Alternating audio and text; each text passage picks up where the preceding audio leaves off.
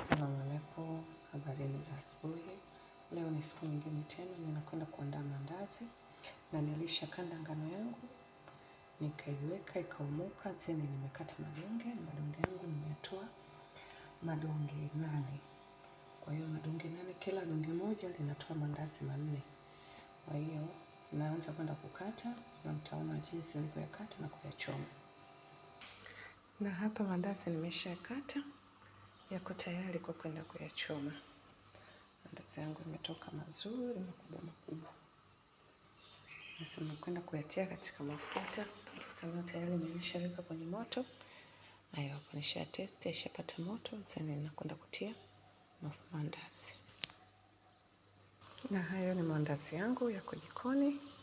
Tayari nimeshatia kwenye mafuta na yameshapanda vizuri. Jamani, msiache kupita katika channel yangu ya Rehema Shabani, kushare, kulike, kusubscribe na kucomment.